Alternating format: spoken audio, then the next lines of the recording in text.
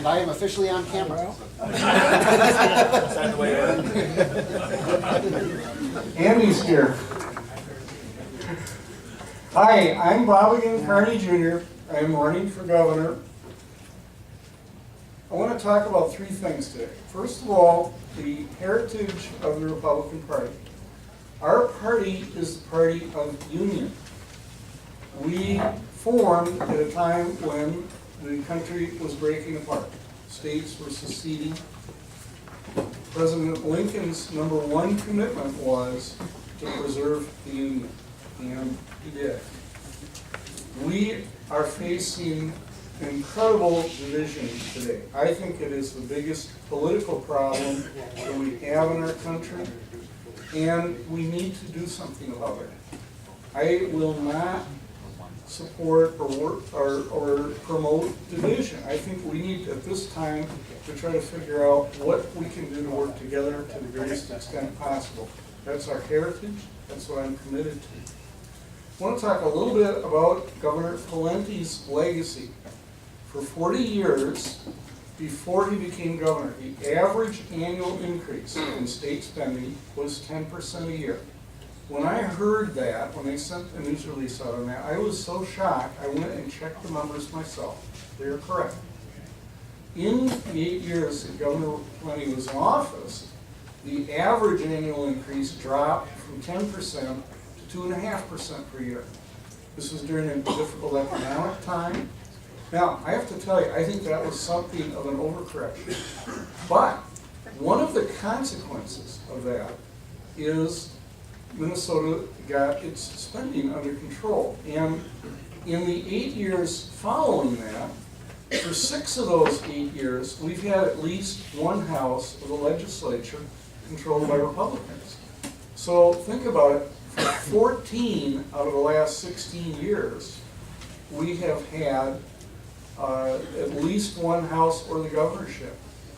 And I think that the reason that Minnesotans have elected Republican representatives and state senators is Governor Palente's legacy. The fact is, Governor Dayton's spending, I've got to run the numbers, the last time I saw it was about 4.5% per year average, a little bit higher. So we've gone for a 16-year period from 10% a year for 40 years before that to an average of somewhere between 2.5% and 5%, let's call it 4% a year.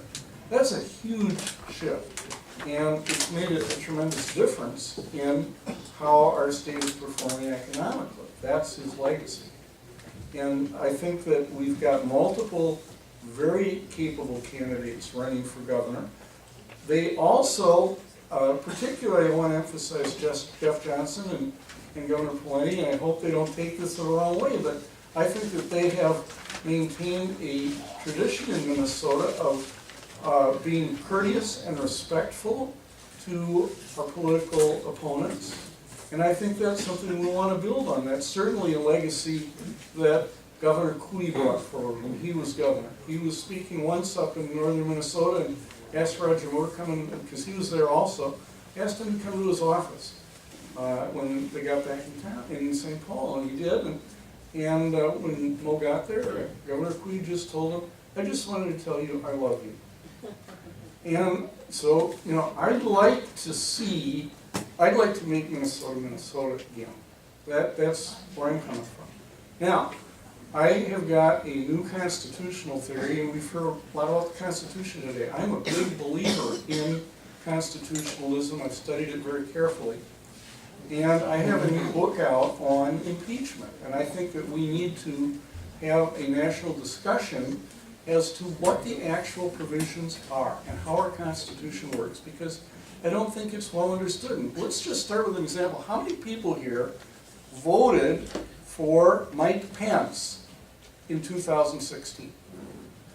Well, we all did. Okay. Yeah, if you voted for Donald Trump, you voted for Mike Pence.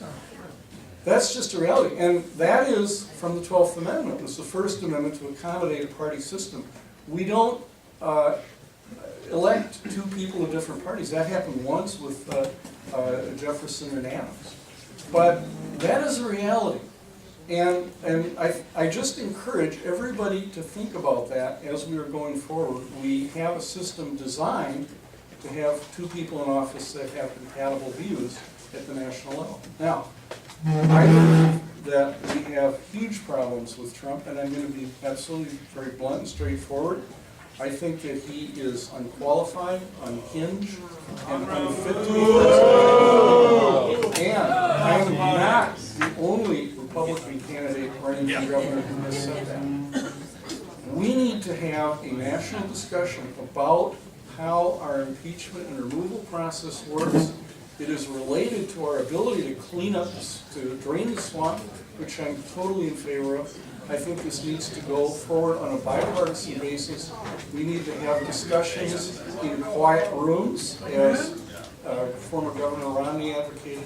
And so I'm going to be calling on all candidates of both parties to participate in this discussion. He's our Thank president you. now.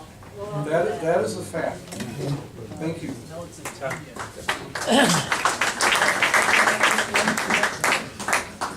Okay, so we're now going to proceed on, thank you, Bob Carney. Thank you. We're now going to proceed on